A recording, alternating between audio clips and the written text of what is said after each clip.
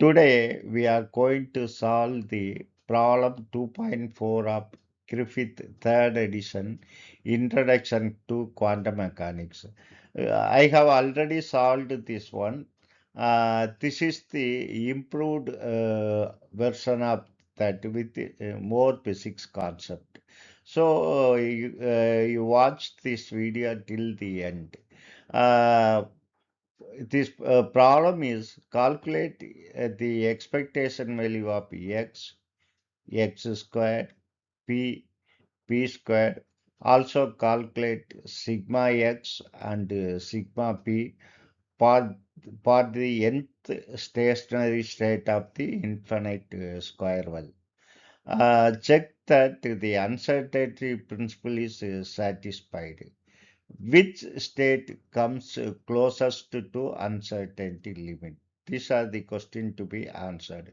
We have already seen the modulus square of the nth state of wave function is equal to 2 over a sine square n by x over a.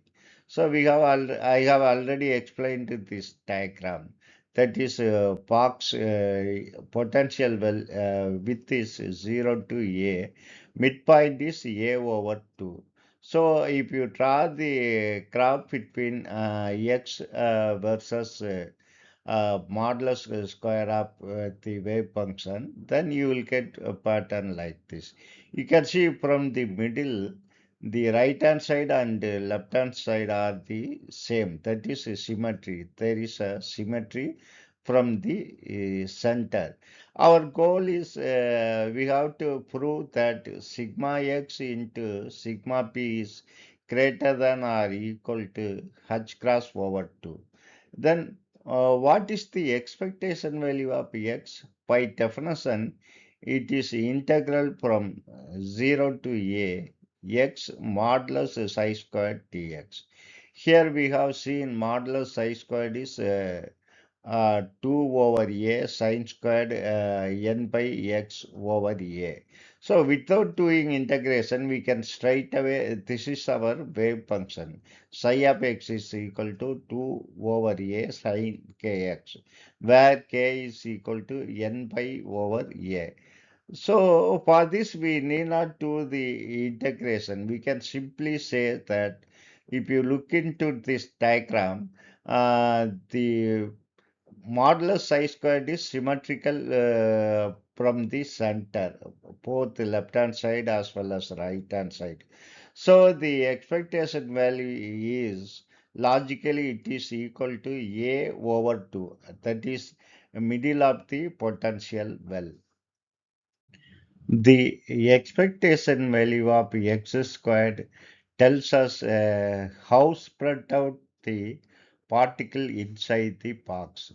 By definition, we know the expectation value of x squared is equal to integral 0 to a x squared modulus psi squared dx. Now we know the modulus psi squared is 2 over a because psi is square root of 2 over a sine kx. So if you square it, you will get 2 over a sine squared kx. Now what I am going to do is see this sine squared kx uh, can be written as 1 over 2 1 minus cos 2 kx is a standard one. So substitute this in the above integration here. Just you replace sine squared kx by 1 over 2 1 minus cos 2 kx. Then we will see the value of this integral. So now we have substituted, uh, I mean, we have replaced sine squared theta by 1 over 2, this value, 1 over 2, 1 minus cos 2 kx. So now you can separate this integral into two. Before that, here this 2 will get cancelled. This 2 will get cancelled with this 2. You will get 1 over 2a. 1 over a, sorry, 1 over a. The first integral is x squared dx. Next one is 1 over a.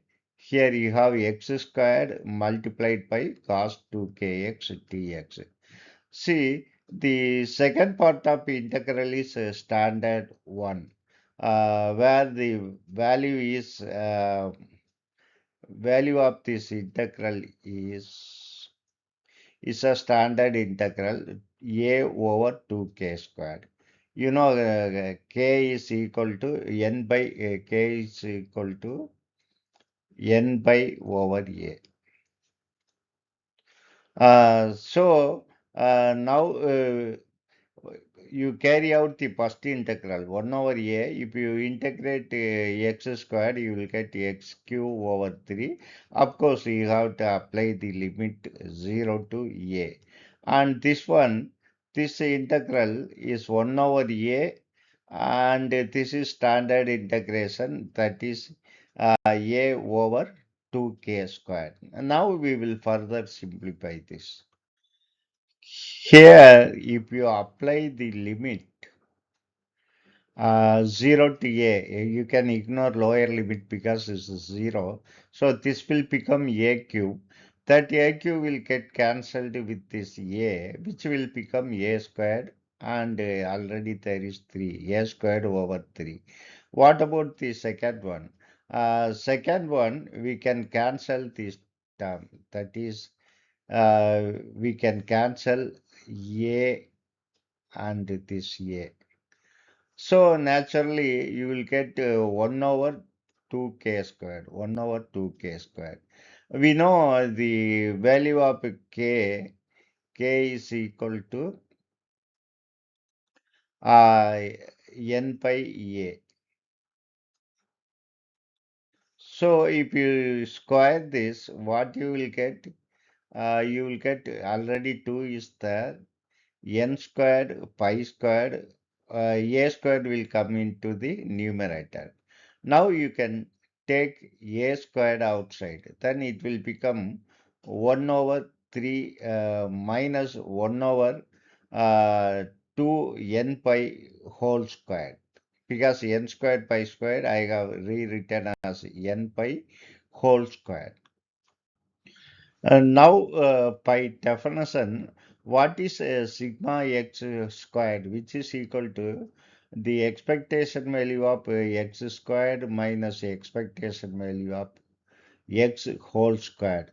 Uh, that is, we know the expectation value of expectation value of x squared is this one, a squared uh, multiplied by 1 over 3 minus 1 over 2 n pi whole squared.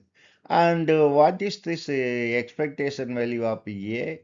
Expectation value of A, we have seen this expectation value of A is equal to, sorry, expectation value of X is equal to A by 2. Then if you square it, you will get a squared over 4. Of course, you have negative sign. Here I like to highlight one important point, that the uncertainty is not average position. It measures the width of the probability distribution around the average value. That is, around the expectation value of x, how it is distributed. Now you can take a squared outside. You can make it common. Then this will become 1 over 3 minus 1 over 2 n pi whole squared minus 1 over 4. Now you take first and third term. Then the LCM is 12. First and third term only I am taking. LCM is 12. Then this will be equal to this is 4. So 4, 3 you can write 4. Then what is this? This is equal to minus 3. because there is a negative sign, minus 3. So this can be written as 1 over 12. 1 over 12. So I have written that a squared, first and third term I combined, it become 1 over 12. And second term I am keeping as it is, minus 1 over 2 uh, n squared, n pi whole squared. So we will further simplify this. The expectation value of momentum is calculated using momentum operator. In quantum mechanics, momentum is not simply mass into velocity. It is obtained by applying an operator to the wave function. That is, momentum operator is equal to minus I h cross t over tx. Then by definition, the expectation value of p squared is equal to psi star, then that operator, momentum squared operator. If you square it, you will get minus h cross squared t2 over tx2 and psi n of x dx. Now we know that from Schrodinger equation, minus h cross squared over 2m t2 psi n over tx2 is equal to en psi. You substitute it here. That is actually we have to bring this 2m to the other side, and then clearly this minus h cross squared 2 psi n over tx2 is 2m en, because we are bringing this 2m to the other side. So you replace minus h cross squared t2 over tx2 psi n pi, uh, 2 m en, 2 m that en, because this 2m comes to the other side. After the substitution, we got modulus p squared is equal to 2m en, and this integral psi n star psi n. So you know very well what is the value of this psi n star psi n, this integral. This integral value is 1 due to orthonormal property. So the expectation value of p squared is equal to 2m in infinite square well potential, what is En? En, I have used here this En in yellow color. So En equal to same, you refer same yellow color bond, is equal to n squared pi squared h cross squared over 2ma squared. Here what we can do is you cancel this 2m, you cancel this 2m with this 2m. So then you will get in the numerator you have n squared pi squared h cross squared, n squared pi squared h cross squared. In the denominator you have a squared. This is the expectation value of p squared. Now by definition, sigma p squared is equal to expectation value of p squared minus expectation value of p whole squared. For a stationary state, this average momentum is zero because the particle has equal probability of moving left and right, as I explained already. However, the zero average momentum does not mean zero momentum uncertainty. Hence, the sigma p squared, we know it is clearly this p, expectation value of p is equal to 0. So naturally the sigma p squared is equal to the expectation value of p squared. We have just now we have seen the expectation value of p squared is equal to n squared, pi squared, h cross squared over a squared. Now you multiply sigma x squared and sigma p squared. So the parameter I have given in the white color band is sigma x squared and yellow color is sigma p squared. So now what I'm going to do is simply here you can see this a squared will get cancelled with this a squared. So you can forget about the a squared. Now you bring this n squared, pi squared, h cross squared inside. So this is a n pi whole squared h cross squared. Then if you multiply the second term, this n squared pi squared will get cancelled with this n pi whole squared. You have only h cross squared here because this will cancel. That is, I will use different color. This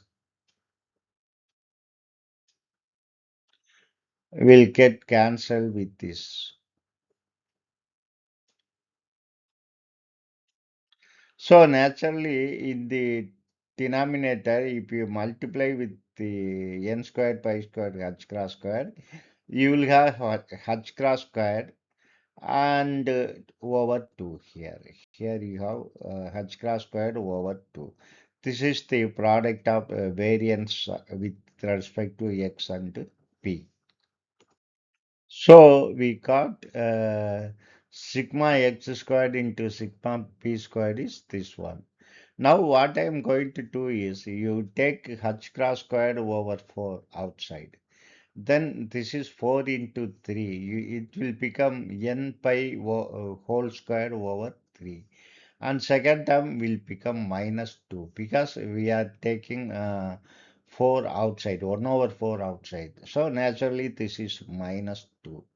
Now you take square root of this, then sigma x into sigma p is equal to h cross over 2. I am taking square root of this. Then square root of n, n pi whole squared over 3 minus 2, which is greater than naturally this h cross over 2.